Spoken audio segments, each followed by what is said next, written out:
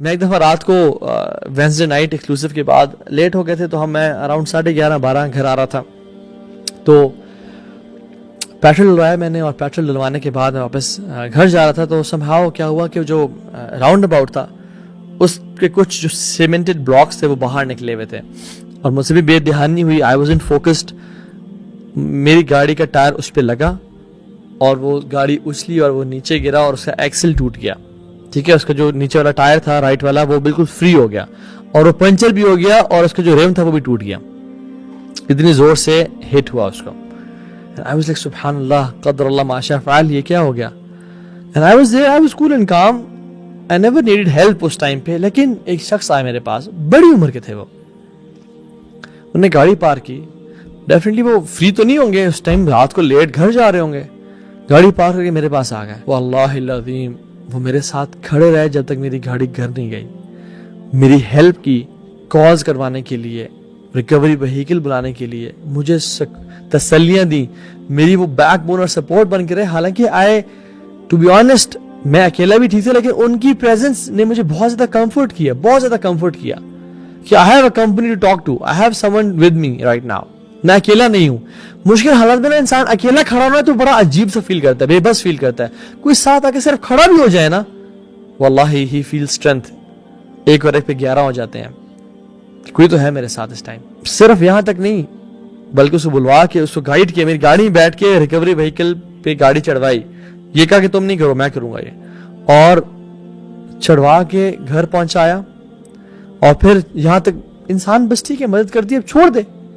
اگلے دن میکینک کو کال کیا، اپنے میکینک کو، کہ تم نے خیال رکھنا ہے اور تم نے کیا کام کرنا ہے، تم نے کون سی چیز لینی ہے، اور اسے بارگین بھی خود کیا. اور مجھے کہا تم نے کسی کے پاس نہیں جانا سوائے اس میکینک کسی کے پاس جانا ہے، اور سارا کام کروایا. پتہ چل رہا تھا کہ وہ مجھے بھی نہیں جانتے. بہت سے لوگ نا آپ کے ساتھ احسان کرتے ہیں because they know you have benefited them, یا انہوں نے آپ کے لیکچر سنتے ہیں. ہی نیور نیو می، یہ آپ کو بتا سکتا ہوں. اگلے دن میکینک کو کال کی، اس کے پاس لے کے اسے بارگین کیا، مجھے سارا گائیڈ کیا. ہر ایک گھنٹے بعد ہاں کام کتنا ہو گیا، اچھا یہ چیز نہیں لینی وہ لینی ہے. جب تک یہ سارا کام نہیں ہو گیا تب تک وہ ہیلپ کرتے رہے. and he was on call with me. I was like سبحان اللہ، کتنا نیک اللہ کا یہ بندہ ہے. مجھے اس دن نا صحیح ولی کی ڈیفینیشن پتہ چلی کہ اللہ کے اولیاء کون ہوتے ہیں. وہ بے شک ان کو حدیث یاد نہیں تھی، ان کو قرآن حفظ نہیں تھا، ان کو بہت زیادہ وہ شاید تہجد نہ پڑھتے ہوں، لیکن he was the most beneficial to people. اور یہ ہوتے ہیں اللہ کے اولیاء. اللہ کی میں نے کیا فرمایا، it is more beloved to me to walk with a Muslim for his help than sitting in اعتکاف in my Masjid Nabawi for 1 whole month. Just imagine اللہ کے نبی کا اعتکاف کیسا ہوگا، ان کا قرآن کیسا ہوگا، مسجد نبوی کیسی ہے، اور وہاں میں ایک نماز پڑھنا کا کتنا اجر ہے. اللہ کے یہ فرما رہے ہیں. ہماری پرائرٹیز کدھر ہے، ہمارے سب کدھر ہے. یہ کچھ چیزوں پہ بالکل کمپرومائز نہیں کرنا. نماز پہ نہیں کرنا، فرض نماز کو نہیں چھوڑ سکتے، شرک کسی حالت پہ نہیں کرنا، چاہے ماں باپ بھی کہیں. لیکن آپ فری ہو تو مدد کر دو نا کسی کی. یار پیسے کمانے پیچھے لگے ہوئے ہو، اللہ آپ کی مدد کرے گا. آپ اپنے کھانا کھانا جا رہے ہو، آپ اس کی مدد کر دو. کچھ دیر لیٹ ہو گئے تو کیا ہوا، کچھ نہیں ہوا. So be from those people who are the most beneficial to people.